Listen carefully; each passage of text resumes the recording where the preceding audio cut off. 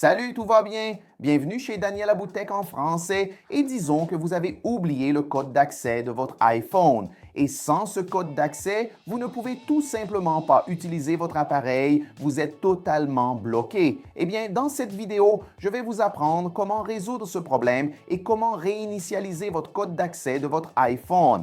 Autrement dit, comment supprimer votre code d'accès oublié et en créer un nouveau. Ce qui est génial avec ce processus, c'est qu'il est universel, il est déjà mis à jour pour les dernières versions d'iOS et vous n'avez même pas besoin d'un ordinateur, nous aurons seulement besoin de l'iPhone.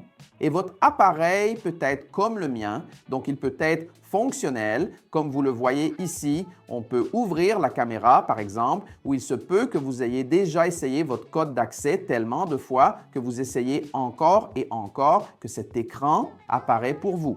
iPhone indisponible, réessayez dans quelques minutes ou même quelques heures, pas de problème, cette vidéo résout cette situation dans tous les cas. Allons-y et laissez-moi vous montrer.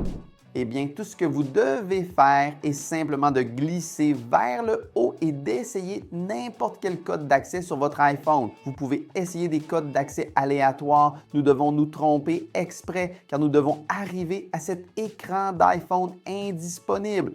Comme tu vois, dans mon cas ici, c'est indisponible pendant 5 minutes, mais ce n'est pas un problème. Ça peut être pendant quelques minutes ou quelques heures, peu importe. On a juste besoin d'arriver à cet écran pour qu'on puisse toucher sur ce bouton. Le bouton qui est ici en bas de code oublié. Et c'est exactement ce qu'on va faire ici.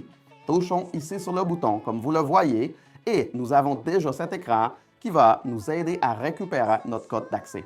Il est important de souligner que pour accéder à cet écran ici, pour que ce bouton dont je viens de parler apparaisse, vous devez être connecté à Internet, que ce soit par Wi-Fi ou même à un réseau mobile, 4 Go, 5 Go, peu importe. Mais vous devez avoir une connexion Internet. Sinon, nous ne pouvons pas effectuer le processus ici.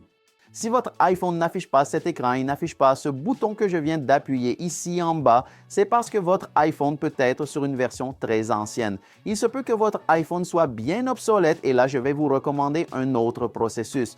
Je vais laisser ici en bas, d'accord? Le lien direct dans la description parce que dans ces cas spécifiques où il n'y a pas le bouton, pas cette option, là, vous aurez effectivement besoin d'un ordinateur. Mais dans notre cas ici, qui est le cas de la grande majorité des personnes qui regardent, on n'aura besoin de rien, comme je l'ai dit, on va le faire directement depuis l'iPhone. C'est juste pour ceux qui ont un iPhone très obsolète, d'accord? Bien, continuons et appuyons ici sur cette première option, ce grand bouton blanc ici, et ensuite, l'iPhone va nous demander de nous identifier, c'est-à-dire pour que nous puissions entrer le mot de passe du compte Apple.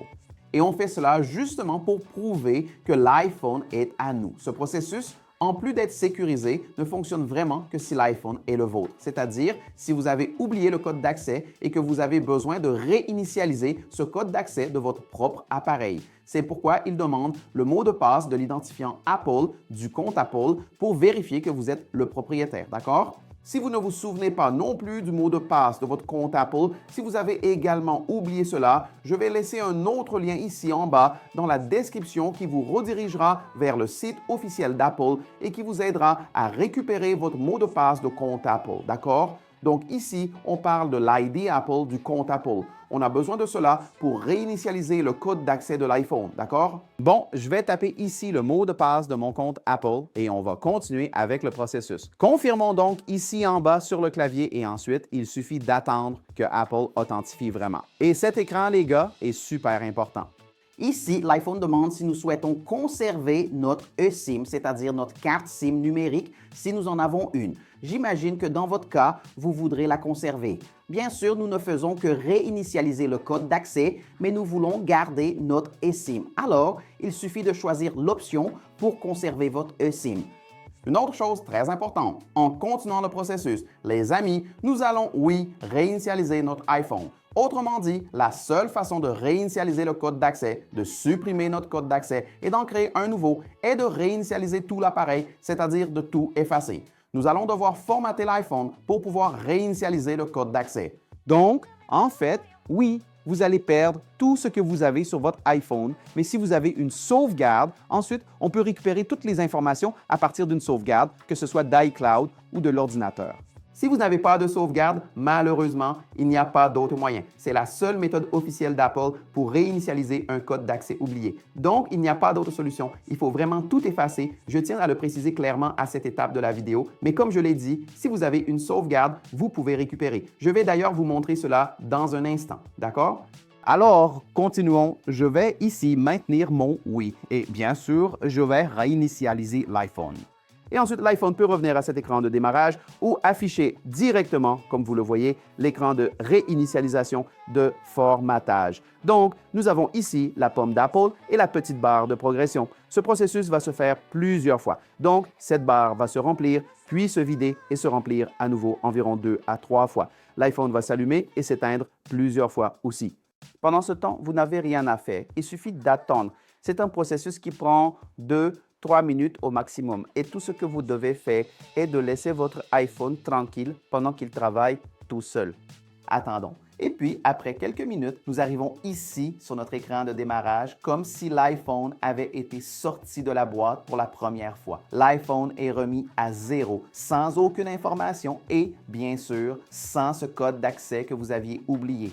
On n'a plus ce code d'accès, il n'y a plus aucun type de mot de passe sur cet appareil. Il est totalement libre et débloqué. Et maintenant, tout ce que vous devez faire est simplement de configurer votre iPhone normalement comme si vous l'aviez acheté aujourd'hui. Alors, mettons ici, par exemple, la langue, la région. Et bien sûr, nous allons remplir toutes les informations de cet appareil.